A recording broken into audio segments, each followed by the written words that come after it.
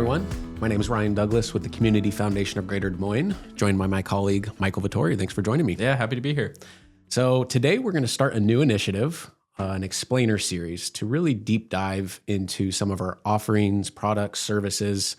We have a chance to meet with a lot of advisors throughout the year, sometimes in their office with their teams, sometimes with their clients.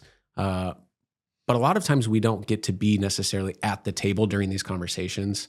And we get feedback from the advisors that, man, I would love maybe an archive of videos that really talks more deeply about what you guys do, maybe a specific service or tool that I can refresh myself as an advisor, maybe going into a client meeting. So that's what we're going to really try to tackle today and with this series. And thought for to get things started, we talk about our Charitable Investment Partner Program, CIP, you might hear on today's video.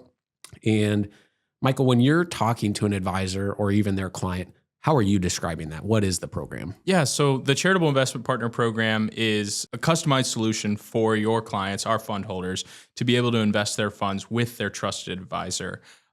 We found that this helps, advisors fund holders rather use their already established relationship with their trusted advisor to provide customized investment solution for them. Yeah. So when you open a new fund, obviously that money usually gets invested. And this program allows their investment advisor that they're likely already been working with for many years to continue to invest those assets. So it's a nice marriage of that tool and that service. And I think advisors have found it useful. Talking to me a little bit about, from the advisor lens, what benefit is there for them? Yeah, so the first one that comes to mind is definitely retention, right? So you have this established relationship. Maybe you're trying to engage the next generation. This can really help set the tone for that kind of transition. And also just being able to bring in an expert on the nonprofit sector with our expertise in that realm really, I think, can speak to the retention and keeping clients in-house. Yeah, and with investment advisors specifically, when a new charitable fund's established, there's a chance that money leaves their book of business, right? That asset under management, which is how they make revenue. With this program, it allows them to continue to invest it and keep that asset under management.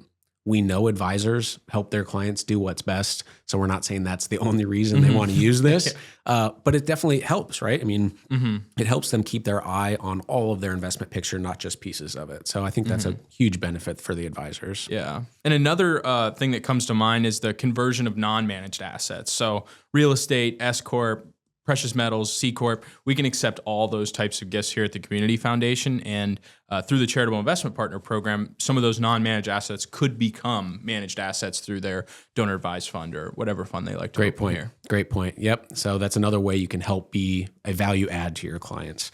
Okay, so we talked about benefits to the advisor.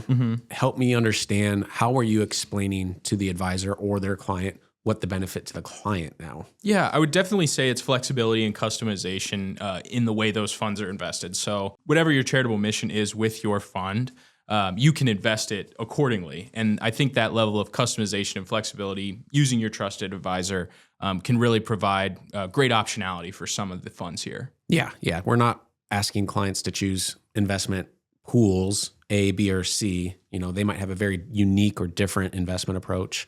Different risk tolerance, different time horizon. So that customization, I think, is what we hear a lot that clients appreciate. So what are maybe some of the questions as you're out meeting with these advisors that you frequently hear? Yeah, a lot of times, right as the conversation's getting started, I get the question of, how does it work? What are the mechanics of setting up a charitable investment partner program? Yeah. And, today's video, we're going to keep high level. We're going to have a follow-up video that you can take a deeper dive into kind of the steps and maybe a little bit more involved. But for today's purpose, at a high level, there's really two pieces of the puzzle. Number one is you have to bring forward a client to set up a new charitable fund, donor advised fund, endowment, whatever it might be. And then that client would select you as their investment advisor to invest those assets. And that's where we would work with you and your team on establishing the new investment account and talking about what those charitable investment partner guidelines are, saying, hey, we'll do the administration and you're going to do the investment. So at a high level, there's kind of two pieces of the puzzle that we help you with. Yeah. And what about compliance concerns? I mean, I know that's an often talked about topic in the realm of financial advisors. So what compliance concerns do we have with this program here?